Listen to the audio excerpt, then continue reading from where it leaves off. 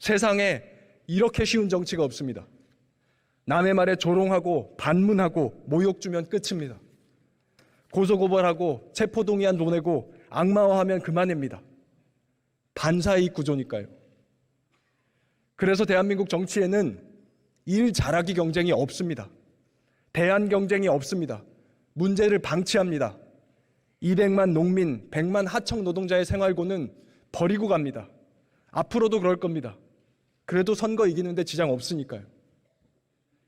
그런데 그렇게 선거 이기고 나면 뭘 할 수 있습니까? 2008년도에 한나라당이 단독 과반을 했습니다. 민주당이 2020년에 180석을 했습니다. 그래서 각자 4년 동안 뭘 이뤘습니까? 개혁을 했습니까? 독주 프레임에 걸려서 시간만 낭비하지 않았습니까? 혐오는 방향을 가리지 않습니다. 전 정권에 대한 혐오를 기반으로 당선된 대통령이 지금은 가장 큰 혐오의 대상이 돼 있습니다. 앞으로도 마찬가지일 것입니다. 지난 15년간 성공한 대통령이 있기는 합니까? 이제까지 수천 명의 국회의원들이 나왔지만 그중에 성공한 국회의원들이 과연 몇이나 됩니까? 국민 여러분, 이것은 절망의 정치입니다. 고 노무현 대통령이 자서전 운명이다에 이렇게 적었습니다. 1등만 살아남는 소선거구제가 지역구도와 결합해 있는 한 우리 정치는 한 걸음도 앞으로 나아갈 수 없다.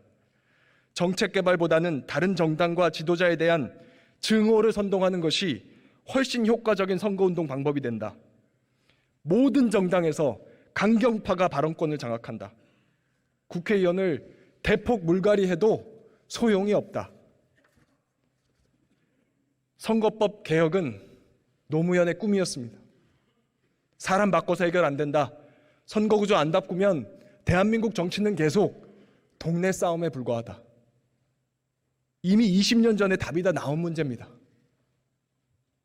그런데 지금까지 해결을 못한 이유는 딱 하나, 양당의 기득권 때문입니다.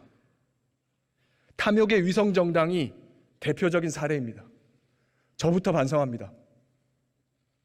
국회가 다음에 하자 이렇게 20년을 미루는 동안 이제 증오와 혐오는 지역주의를 넘어서 세대와 성별, 정치 성향 전반으로 번져버렸습니다. 더는 방치할 수가 없습니다. 그동안 소진한 사회적 에너지가 도대체 얼마입니까? 1700만이 넘는 촛불 시민들의 무너진 자부심은 뭘로 보상할 겁니까? 이번에 어떻게든 이 악순환의 고리를 끊어내고 가야 합니다. 이번 선거법 개혁의 핵심은 정치 다양성 확보에 있습니다. 정치가 싸움만 하지 경쟁이 없습니다.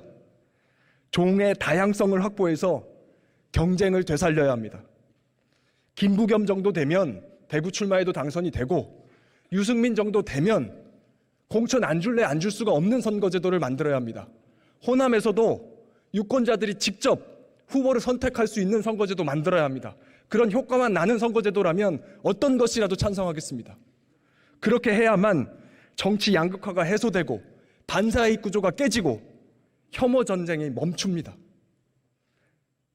다양성은 강합니다. 다양성은 유리합니다.